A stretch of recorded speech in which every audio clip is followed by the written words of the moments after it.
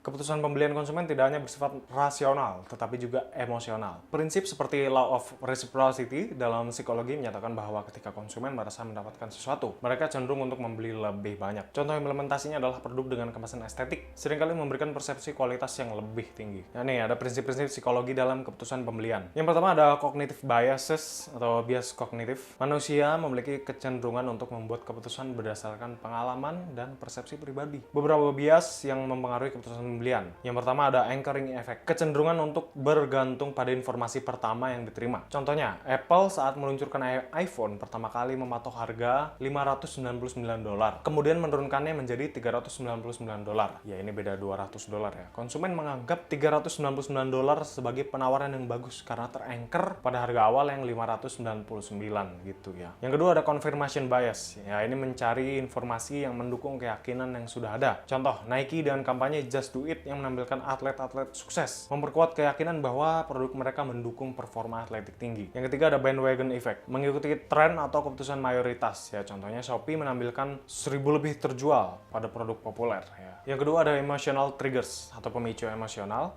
Emosi memainkan peran krusial dalam keputusan pembelian. Yang pertama ada fear of missing out atau FOMO. Nih, siapa nih kalian yang suka FOMO ya? Ketakutan melewatkan kesempatan atau pengalaman yang dinikmati orang lain. Ya, biasanya ini di desain ini visual urgensinya adalah countdown timer pada promo atau label limited edition, indikator stok menipis. Nah, ini bikin orang, wah kehabisan nggak ya, kehabisan nggak ya? Ya, padahal sebenarnya nggak butuh-butuh amat itu barangnya. Yang kedua ada social proof, kecenderungan untuk melihat tindakan orang lain sebagai perilaku yang benar. Implementasi dalam konten ya, user generated content, repost konten pelanggan ya, showcase testimonial video sama features reviews. Yang ketiga ada sense of belonging, kebutuhan manusia untuk merasa menjadi bagian dari komunitas. Implementasi dalam brand strateginya adalah community building atau membership program, brand ambassador program, atau exclusive group access. Penerapan prinsip psikologi dalam DKV. Yang pertama penggunaan warna.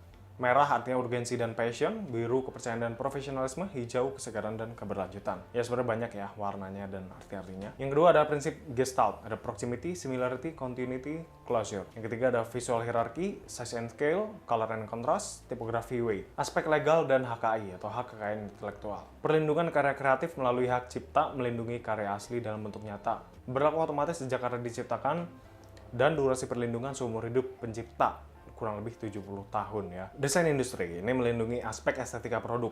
Periode perlindungan kurang lebih 10 tahun ya, harus didaftarkan ke DJKI. Yang ketiga ada merek dagang, melindungi identitas brand. Yang kedua periode perlindungan 10 tahun dapat diperpanjang kalau ini ya. Ini mencakup logo, nama brand, dan elemen visual distintif. Pengaruh digitalisasi. Digitalisasi telah mengubah lanskap industri kreatif secara fundamental. Era digital tidak hanya mengubah cara kita menciptakan dan mendistribusikan konten, tetapi juga telah melahirkan bentuk-bentuk baru kekayaan intelektual yang memerlukan perlindungan hukum yang adaptif. Sejarah transformasi digital dalam industri kreatif. Perjalanan transformasi digital dalam industri kreatif dimulai sejak era 1980-an dan terus berkembang hingga saat ini. Di tahun 1980-an, kemunculan desktop publishing, ada Adobe merilis PostScript dan Photoshop, digitalisasi awal dalam industri musik. Lanjut ke tahun 1990-an, WWW atau World Wide Web memberikan platform distribusi baru, berkembangnya software desain digital dan muncullah e-commerce. Tahun 2000-an, media sosial mengubah cara distribusi konten. Cloud computing memungkinkan kolaborasi digital. Yang ketiga ada smartphone revolutionize mobile design. 2010-an hingga